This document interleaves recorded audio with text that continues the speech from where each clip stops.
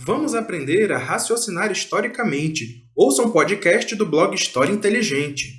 O tema do episódio de hoje são os cinemas da Manaus Antiga. Para falar sobre eles, conto com a participação do pesquisador Ed Lincoln Barros Silva. Ed Lincoln pesquisa sobre a história de Manaus desde 1984, com especialidade nos cinemas desde 2002. É colaborador de páginas e blogs sobre a história de Manaus e também participa da elaboração de livros. Seja muito bem-vindo, Ed, e vamos à primeira pergunta. Em 1895, os irmãos inventores franceses Auguste e Louis Lumière inventaram o cinematógrafo, aparelho de captura e projeção de imagens precursor do cinema. Quase 2 anos depois, em 1897, um invento chegou a Manaus, sendo realizada uma exibição no Teatro Amazonas. Como foi essa primeira experiência da sétima arte na cidade e de que forma ela foi recebida pelo público? Olha, o cinema chegou em Manaus, mas não causou aquele rebuliço todo, aquele estardalhaço, porque ele já era conhecido das imagens, né, de Paris e Nova York pelo pessoal da elite. O Teatro Amazonas estava em obras, então acho que não deve ter agradado muito, porque como era o mês de abril, mês de chuva, as pessoas deviam chegar lá de carroça e ao redor do teatro devia estar só lama, entendeu? Aí o pessoal para descer das carruagens. E além disso, o aparelho projetor falhou na hora da exibição dos filmes, né, da projeção. O projetor falhou. Então, isso aí foram várias falhas. Aí o jornal O Imparcial publicou, no dia 11 de abril de 1897, que ia estrear o cinematógrafo, o aparelho das figuras que se mexem. Só que não agradou, por causa desses problemas. Outra coisa, curiosidade, o Teatro Amazonas foi o primeiro local onde foi exibido o cinematógrafo. E ele continuou até meados de 1918, com o cinema dividindo espaço com o teatro, né? Assim, as peças teatrais. Mas sempre, já rareando, já no final do período ambulante, o Teatro Amazonas ele vai rareando essas exibições cinematográficas no interior dele, né? Depois dessa exibição inicial no Teatro Amazonas, que mostrou-se pouco atrativa, foram realizadas algumas outras nos anos seguintes. Quanto tempo levou para que surgisse, de fato, o primeiro cinema da cidade? Esse era o período dos cinematógrafos ambulantes, empresários que vinham de outros estados, de outras cidades, para fazer projeções de filmes aqui. Eram restaurantes, bares, restaurante, café-concerto, padarias, todo local onde pudesse ser feita projeção de filmes. Era o chamado período dos cinematógrafos ambulantes, que vai até 1907, quando inaugurou o Cassino Julieta. O Cassino Teatro Julieta foi um empreendimento grandioso, inaugurando oficialmente um novo tipo de divertimento na capital. Esse estabelecimento passou por uma série de mudanças até ser transformado em Cine Teatro Guarani no ano de 1938. Durante suas pesquisas, você descobriu que ele possuía uma curiosa relação com o número 7, que o acompanhou até os momentos finais. Você poderia falar um pouco sobre suas origens e sobre essa curiosidade? Sim, o Cassino Julieta ele era propriedade do engenheiro Lauro Batista Bittencourt. E quando ele projetou, ele também era o autor da planta do prédio, da fachada. Ele projetou o prédio, né? Então, ele tinha a filha, Dona Julieta Bittencourt, que se casou com o filho do J.G. Araújo, doutor Aloysio Araújo, o engenheiro. Com o enlace matrimonial, o prédio passou a ser de propriedade da família Araújo, logo a morte em 1916 do Lauro Bittencourt. Agora, o número 7 é o seguinte, o Guarani, durante as pesquisas, eu descobri que ele tem uma relação com o número 7. Por exemplo, ele está situado na 7 de setembro com a Floriano Peixoto. 7 e setembro. 7 é o número 7. Setembro tem a palavra 7 no nome, apesar de ser o mês 9. Ele tem 7 portais de cada lado. 7 de cada lado. 7, 7. Ele funcionou de 1907 até 1984, ou seja, 77 anos. O seu Vasco, o gerente, nasceu em 1892 e faleceu em 1969 aos 77 anos. Certo? Os 3 nomes que o prédio teve, Julieta, Alcazar e Guarani, os 3 nomes têm 7 letras. Tá? Então, essa é a curiosidade. E ele foi construído, iniciado em 1897. Então, tudo levava o número 7. O seu Adriano Bernardino faleceu em 1961, aos 61 anos de idade.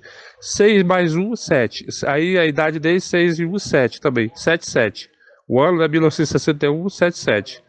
Essa é a curiosidade. Olha lá, uma curiosidade sobre o Guarani. O Guarani era o único cinema da cidade que possuía portas laterais para ventilar, que só eram abertas durante a noite, durante as projeções. E na semana do aniversário, eles botavam no pavilhão São Jorge, que ficava bem no meio da rua, na Avenida Floriano Peixoto. Existia 2 postes de ferro e era improvisado uma tela. E o projecionista do Guarani virava o projetor na direção da Praça da Polícia e exibia filmes para quem não tinha dinheiro, né, para ir para o cinema. Era exibido documentário da REC, filme da Fox Filmes do Brasil, né, seriados de desenho de Tom e Jerry e outros. Eram preços populares, né, e tinha presença constante do seu Vasco, que ficou até a morte dele em 69. Ainda nessa região da Praça da Constituição, mais tarde conhecida como Eliodoro Balbi e da Polícia, funcionou ao lado do Guarani, entre a Avenida 13 de Maio e a Rua Municipal, atualmente Avenida Getúlio Vargas e a Avenida 7 de Setembro, respectivamente, o Cine Politeama, inaugurado em 14 de julho de 1912. Conte um pouco sobre sua história e sua relação com o cinema vizinho. O Politeama ele foi construído sobre uma estrutura em forma de ponte por causa do igarapé do aterro, que a correnteza era muito forte, então ele foi construído em forma de ponte.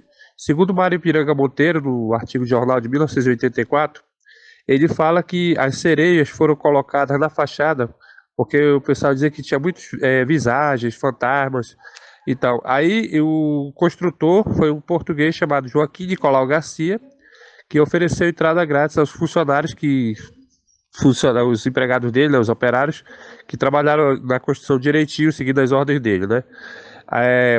O Politeama, ele era da empresa cinematográfica Fontinelli, né? Era concorrente da empresa. Por enquanto, no primeiro momento, os dois não eram rivais. O Guarani, né, o Julieta e o Politeama eram da mesma empresa. Só nos anos 30 que a empresa Bernardino surgiu, né, no final dos anos 30. Curiosidade sobre o Politeama é que na época ele era conhecido como Romeu. Aí Romeu e o Julieta. O pessoal dizia que era a duplo casal, né? Romeu e Julieta ali. No palco do Politeama aconteceu lutas de boxe. A primeira luta de karatê e kung fu, o Code Koma, né? O japonês.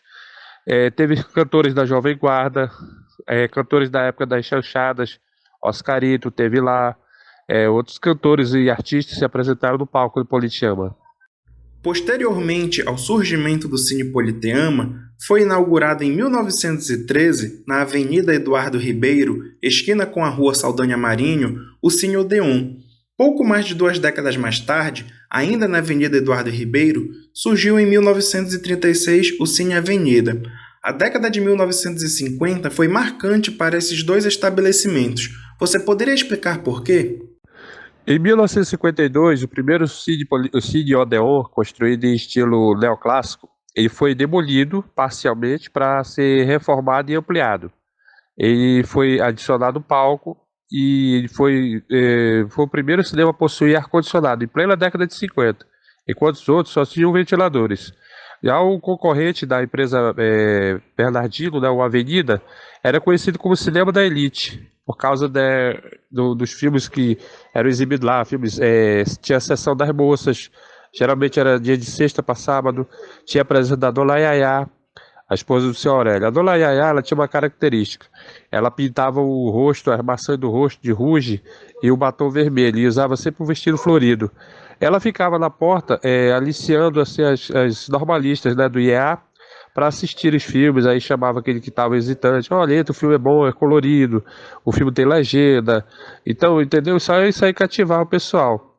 Aí o Odeon, já quando ele inaugurou, teve um concurso no jornal A Crítica na época, né, para saber qual foi o filme escolhido para ser inaugurado, né, reinaugurado. E o filme foi Ivan e Oé, O Vingador do Rei. O Avenida ele só possuía ventiladores, né?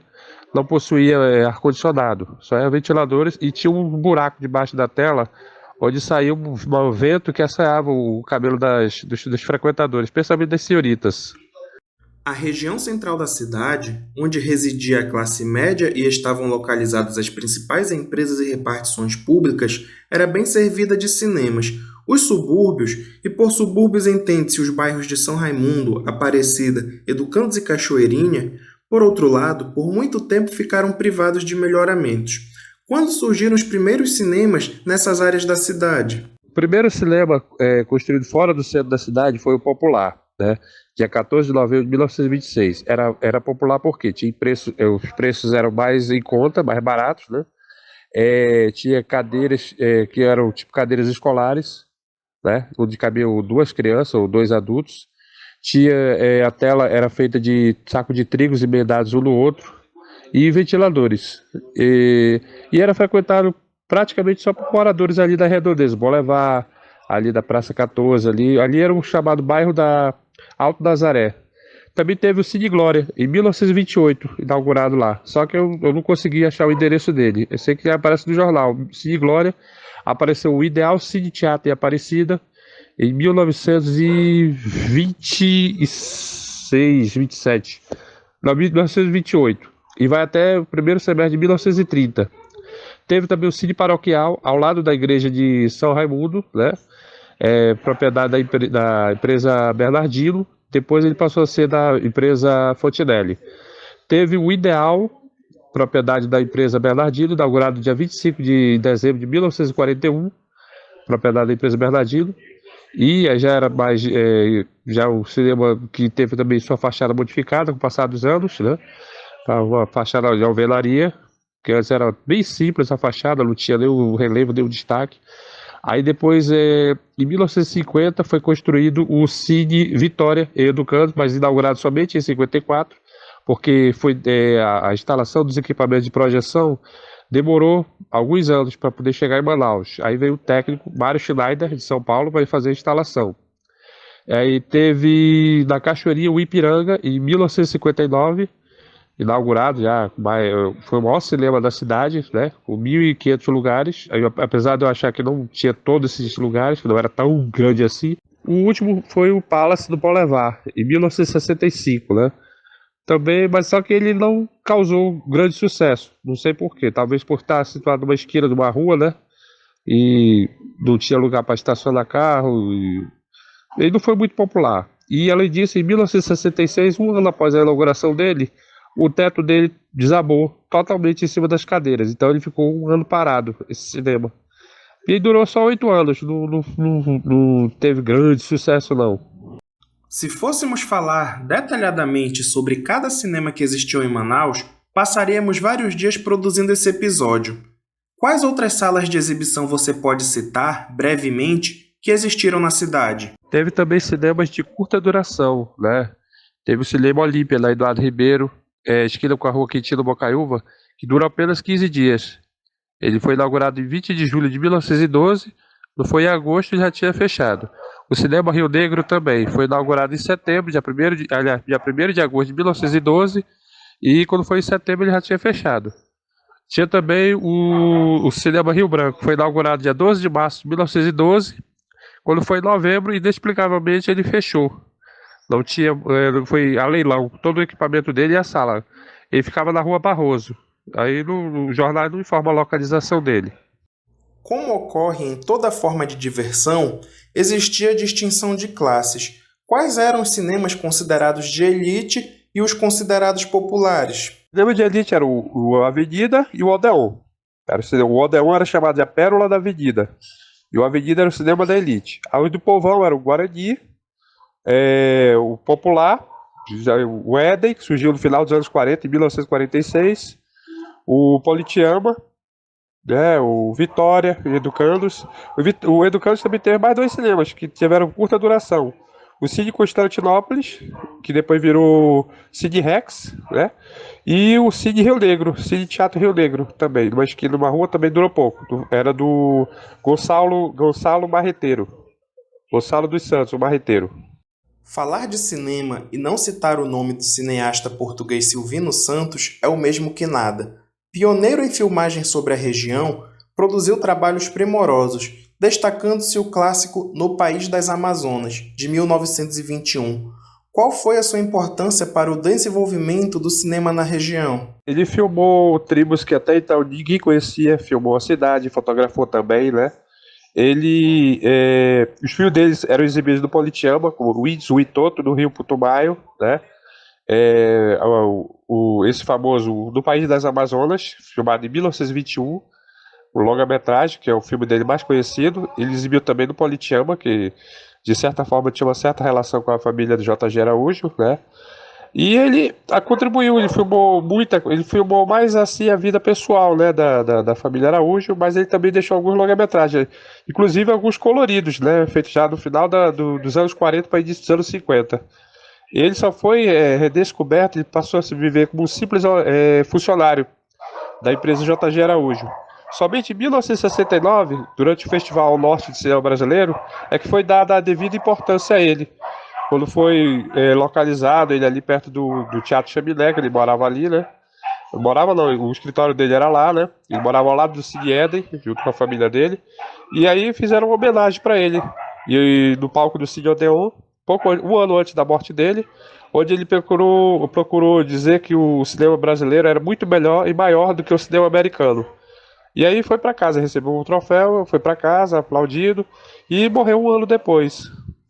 Na época dos cinemas tradicionais, Guarani, Avenida, Politeama e Odeon, quais eram os gêneros de filmes que mais faziam sucesso e como eles chegavam aos cinemas da capital, já que nós ainda estávamos, logicamente, distantes da época da distribuição praticamente instantânea dos filmes? Os filmes que faziam sucesso aqui eram os chamados seriados, né? Que começavam num dia, assim, aí terminavam num gancho, assim, para o episódio seguinte. O Aranha Negra, Os Tambores de Fumanchu, entre outros episódios, né? O Segredo de Nioka, né? E eles eram trazidos do Rio de Janeiro e São Paulo, através de distribuidores, haviam vários distribuidores aqui. Eles pegavam esses filmes que eram exibidos exaustivamente em São Paulo, às vezes alguns de tanto rodarem chegavam com defeito, e às vezes no meio das sessões o filme queimava, né? Chamava-se queimava. Aí tinha que acender a luz, aí o projecionista tinha que fazer o reparo, né? Para conferir se o filme está em condições de ser exibido de novo. Então, tudo isso. Mas os seriados foram a grande atração dos anos 40 e 50. Já começaram a perder força no início dos anos 60, né?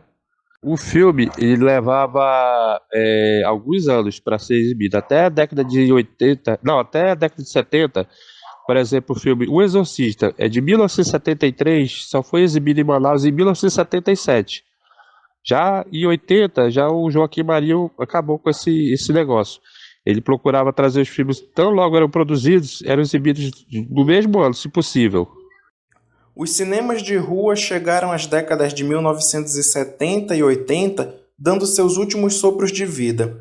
Foram fechados e mesmo demolidos um atrás do outro, em um curto espaço de tempo. Alguns poucos conseguiram chegar ao início dos anos 2000, desaparecendo poucos anos depois.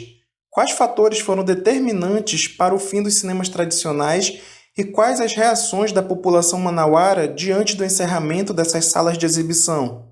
Os cinemas de ruas tiveram assim um declínio a partir de 1970, com a chegada da televisão em Manaus, né? Porque era uma novidade, então o pessoal só via as imagens dos cinemas. E aí a televisão com novelas, filmes, seriados, desenhos, afastou o grande público frequentador de cinema. Além disso, a prefeitura começou a contra-atacar os cinemas, né, os proprietários, porque os cinemas não estavam bem conservados, estavam sendo todos em péssimo estado de funcionamento, paredes rachadas, projeções mal feitas, o projetor falhava, né? As cadeiras quebradas, ventilador com defeito, e teto às vezes cheio de morcego no carro do Guarani do Politeama. E aí a prefeitura, no caso, começou a fazer uma campanha para o fechamento dos cinemas. Ou fecha, ou melhora, ou fecha.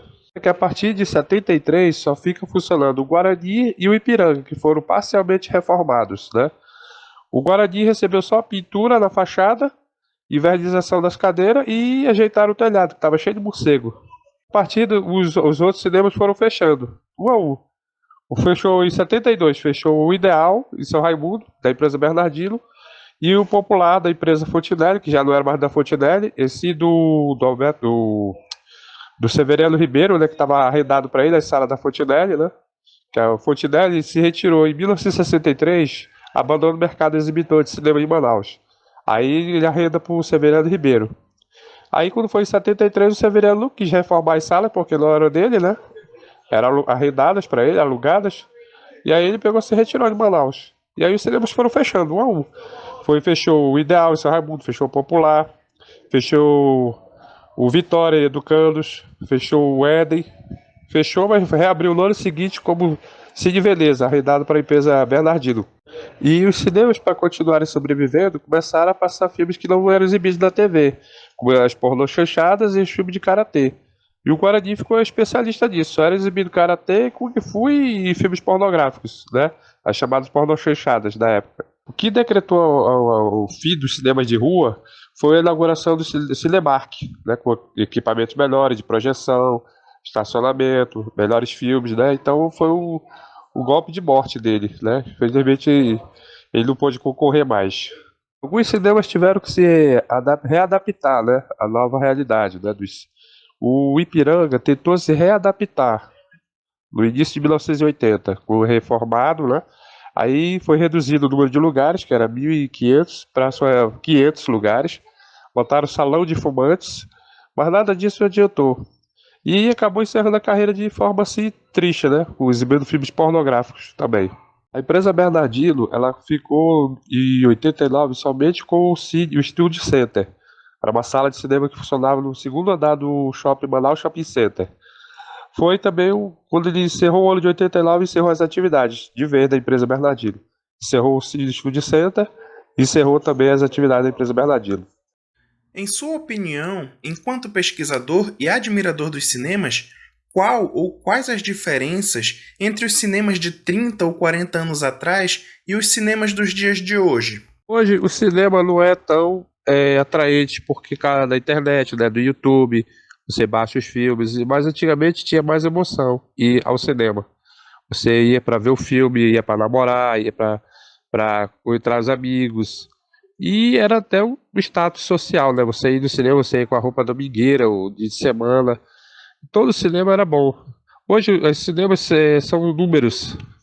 Antigamente as salas tinham nomes. Aí você associava o filme àquela sala que você viu. Olha, eu vi do Ipiranga, vi do Guarani, vi do Politeama, vi do Vitória, vi do Ideal, vi do Éden, vi do Avenida, vi do Odeon. Então, tudo isso marcou uma época, né? Época que viveu os anos 40, 50, 60 e viveu essa época boa, né? Eu já peguei a década de 70, a década de decadência dos cinemas. Ed, muito obrigado por ter aceitado o convite para participar desse segundo episódio do podcast do blog História Inteligente, que foi sobre um tema que você pesquisa há muitos anos e que marcou diferentes gerações de manauaras que puderam conhecer alguns dos cinemas que nós trabalhamos durante a nossa conversa e que nós possamos dar prosseguimento a essa parceria em futuros projetos. Olha, eu agradeço pelo convite, né? Desculpe se eu gaguejei em algum momento, só porque eu estava um pouco nervoso, né? Mas foi muito bom esclarecer e contar um pouco da história dos cinemas que eu vivi e dos que eu não vivi, né? Que eu pesquisei ao longo dos anos, né? Espero que isso seja útil, né? Algum trabalho, né? Acadêmico de alguém que esteja fazendo curso de história de cinema, né?